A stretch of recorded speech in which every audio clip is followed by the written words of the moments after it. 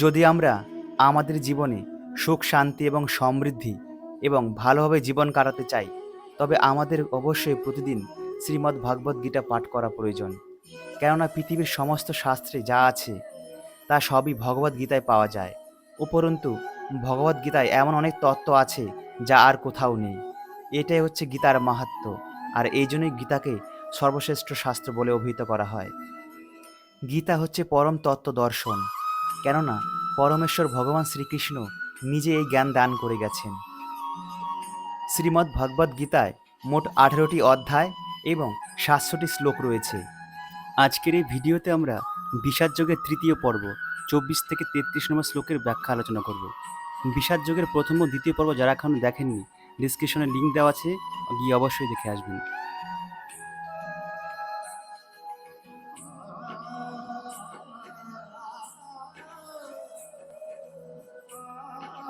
এব মুক্ত ঋষিকেশ গুরাকেশেন ভারত সেনয়ের ভয়ের মধ্যে স্থাপয়িতা রথোত্তম। সংস্কৃত শ্লোকে এখানে অর্জুনকে ঋষিকেশ বলে অভিহিত করা হয়েছে।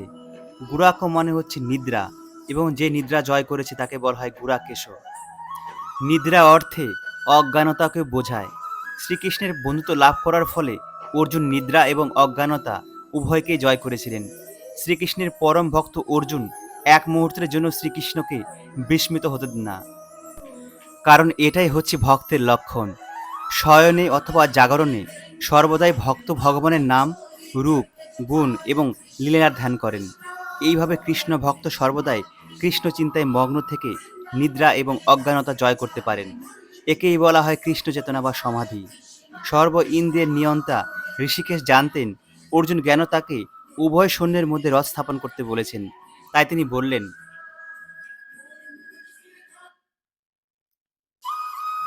ভীষ্ম দ্রোণ প্রমুখত সর্বেষাংচ মহিক্ষিতাম উবাচ পার্থ পশ্যতান সমবেতান কুরুনীতি। সর্বজীবের পরমাত্মা শ্রীকৃষ্ণ জানতেন অর্জুনের মনে কি ছিল। এই প্রসঙ্গে তাকে ঋষিকেশ বলার মধ্যে দিয়ে বোঝানো হচ্ছে তিনি সবই জানতেন, তিনি সর্বজ্ঞ। এখানে অর্জুনকে পার্থ অর্থাৎ পৃথা বা কুন্তির পুত্র বলে অভিহিত করাটাও খুবই তাৎপর্যপূর্ণ। বন্ধু হিসেবে তিনি অর্জুনকে জানিয়ে দিলেন যেহেতু অর্জুন হচ্ছেন তার পিতা বসুদেবের ভগ্নী পৃথা দেবীর পুত্র, তাই তিনি তার রথের সারথি হয়েছেন। শ্রীকৃষ্ণ যখন বললেন, দেখো পার্থ, সমবেত ধৃতরাষ্ট্রগণ, তখন সেই জন্য কি অর্জুন সেখানে থমকে দাঁড়িয়ে পড়ে? যুদ্ধ করতে অসম্মত হননি? পিতামহ ভীষ্ম, পিতৃতুল্য আচার্য দ্রোণ, এদের দেখে কি অর্জুনের হৃদয় আর্দ্র হয়ে ওঠেনি? কিন্তু শ্রীকৃষ্ণ তার পিতৃবশা কুন্তী দেবীর পুত্র অর্জুনের কাছ থেকে এমন আচরণ কখনো আশা করেননি। অর্জুনের মনের ভাব বুঝতে পেরে পরিহাস চলে শ্রীকৃষ্ণ তার ভবিষ্যৎবাণী করলেন,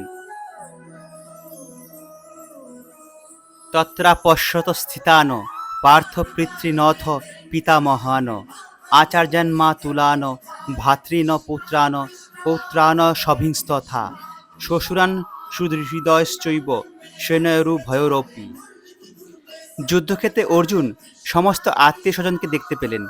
তিনি ভূরিশ্রবা ইত্যাদি পিতৃ বন্ধুদের দেখলেন, ভীষ্মদেব, সোমদত্ত ইত্যাদি পিতামহদের দেখলেন, দ্রোণাচার্য, কৃপাচার্য ইত্যাদি শিক্ষাগুরুদের দেখলেন, শল্য, শকুনি ইত্যাদি মাতুলদের দেখলেন, দুর্যোধন ইত্যাদি ভাইদের দেখলেন, পুত্রতুল্য লক্ষণকে দেখলেন, অশ্বত্থামার মতো বন্ধুকে দেখলেন, কৃতবর্মার মতো শুভাকাঙ্ক্ষীকে দেখলেন। এইভাবেই শত্রুপক্ষের সৈন্যদের মধ্যে তিনি কেবল আত্মীয় স্বজন বন্ধু বান্ধবদেরই দেখলেন। তান সমীক্ষস কৌন্তেয় সর্বান বন্ধুন বস্থিতান কৃপয়া পরায়াবিষ্ঠ বিষিদন্নি দম ব্রবৃত।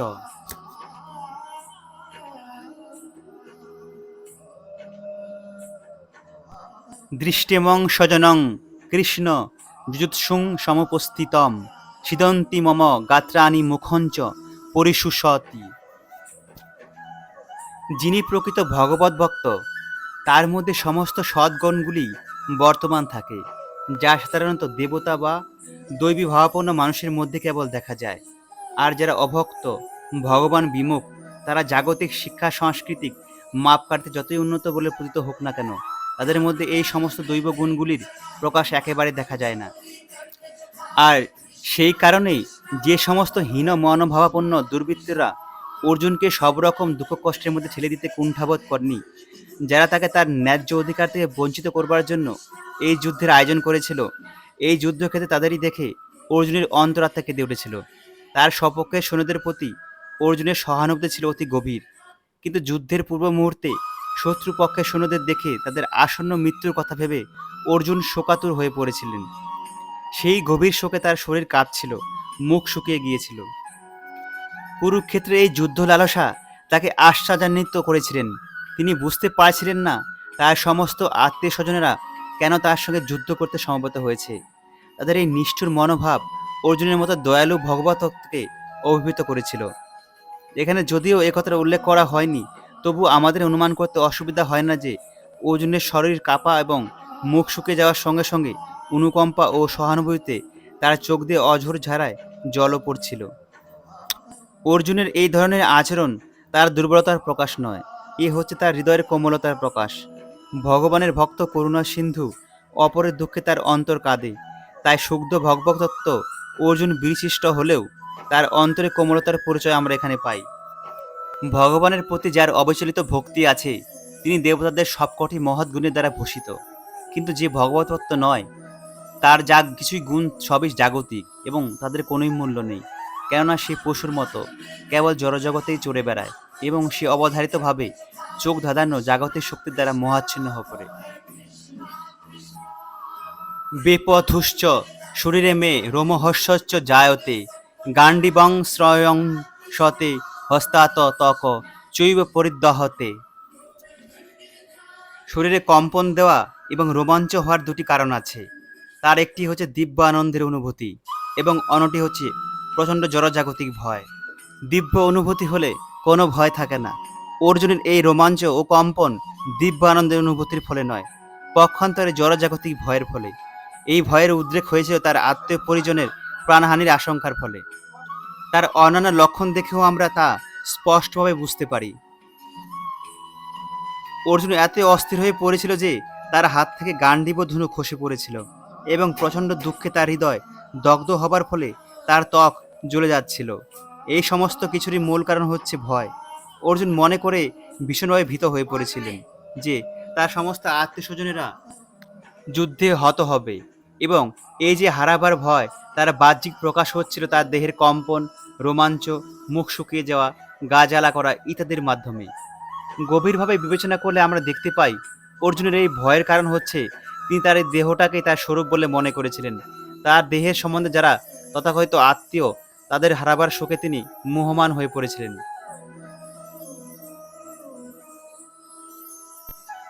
ন চ শক্লমবস্থাতুং ভ্রমতীব চ মে বন নিমিত্তানি চ পশ্যামি বিপ্রতানি কেশব। অর্জুন অস্থির হয়ে পড়েছিলেন, তাই তিনি যুদ্ধক্ষেত্রে থাকতে চাইছিলেন না, এবং তার মনে এতই বিমর্ষ হয়ে পড়েছিল যে তিনি আত্মবিস্মৃত হয়ে পড়েছিলেন। জড়জগতের প্রতি অত্যাধিক আসক্তি মানুষকে মোহাচ্ছন্ন করে ফেলে। ভয়ং দ্বিতীয়া ভিনিবেশত। এই ধরনের ভীতি এবং আত্মবিস্মৃতি তখনই দেখা যায় যখন মানুষ জড়শক্তির দ্বারা অত্যন্ত প্রভাবিত হয়ে পড়ে। অর্জুন অনুভব করেছিলেন এই যুদ্ধের পরিণতি হচ্ছে কেবল স্বজন হত্যা, এবং এভাবে শত্রু নিধন করে যুদ্ধে জয়লাভ করার মধ্যে কোনো সুখই তিনি পাবেন না। এক্ষেত্রে নিমিত্তানি বিপরীতানি কথাগুলি তাৎপর্যপূর্ণ। মানুষ যখন নৈরাশ্য ও হতাশার সম্মুখীন হয়, তখন সে মনে করে আমার বেঁচে থাকার তাৎপর্য কী।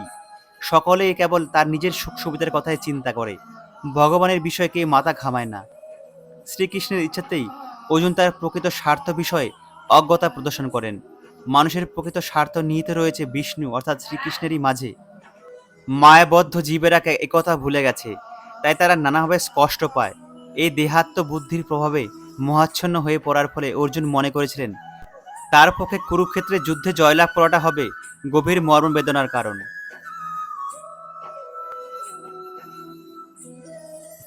ন চ শ্রেয় হনু পশ্যামি হত্যা স্বজন মাহবে ন কাঙ্ক্ষে বিজয়ং কৃষ্ণ ন চ রাজ্যং সুখানি চ। মায়াবদ্ধ মানুষ বুঝতে পারে না তার প্রকৃত স্বার্থ নিহিত আছে বিষ্ণু বা শ্রীকৃষ্ণের মাঝে। এ কথা বুঝতে না পারে তারা তাদের দেহজাত আত্মীয় স্বজনের দ্বারা আকৃষ্ট হয়ে তাদের সাহচর্য সুখী হতে চায়। মোহাচ্ছন্ন হয়ে তারা ভুলে যায় জড়জগতের সুখেরও কারণ হচ্ছে ভগবান শ্রীকৃষ্ণ। এখানে অর্জুনের আচরণে আমরা দেখতে পাই তিনি তার ক্ষাত্র ধর্ম ভুলে গেছেন। শাস্ত্রে বলা হয়েছে দু ধরনের মানুষ দিব্য আলোকে উদ্ভাসিত সূর্যালোকে উত্তীর্ণ হন। তারা হচ্ছেন এক, শ্রীকৃষ্ণের আজ্ঞানুসারে যুদ্ধে অবতীর্ণ হয়ে যে ক্ষত্রিয় রণভূমিতে প্রাণত্যাগ করেন তিনি, এবং দুই, যে সর্বত্যাগী সন্ন্যাসী, অধ্যাত্ম চিন্তায় গভীরভাবে অনুরক্ত তিনি।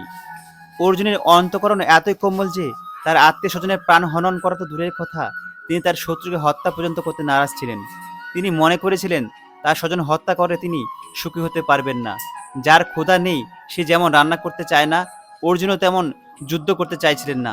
পক্ষান্তরে তিনি স্থির করেছিলেন তার নৈরাশ্য পীড়িত জীবন অরণ্যের নির্জনতায় অতিবাহিত করবেন। অর্জুন ছিলেন ক্ষত্রিয়, এই ধর্ম পালন করার জন্য তার রাজত্বের প্রয়োজন ছিল। কিন্তু ন্যায়সঙ্গতভাবে পাওয়া সেই রাজত্ব থেকে দুর্যোধন ইত্যাদি কৌরবেরা তাকে বঞ্চিত করার ফলে সেই রাজত্বে তার অধিকারের পুনঃপ্রতিষ্ঠা করার জন্য কৌরবদের সঙ্গে যুদ্ধ করা অপরিহার্য হয়ে পড়েছিল। কিন্তু যুদ্ধ করতে এসে তিনি যখন দেখলেন তার আত্মীয় স্বজনকে হত্যা করে সেই রাজত্বে তার অধিকারে প্রতিষ্ঠা করতে হবে, তখন তিনি গভীর দুঃখে ও নৈরাশ্যে স্থির করলেন যে তিনি সবকিছু ত্যাগ করে বনবাসী হবেন। কিং নো রাজ্যেন গোবিন্দ কিং ভোগর্জীবিতেন বা যে সামর্থ্যে কাঙ্ক্ষিতং নো রাজ্যং ভোগা সুখানি চ ত ইমহবস্থিতা যুদ্ধে প্রাণাং তক্তা ধনানি চ আচার্যা পিতর পুত্রাস্তথৈব চ পিতামহা।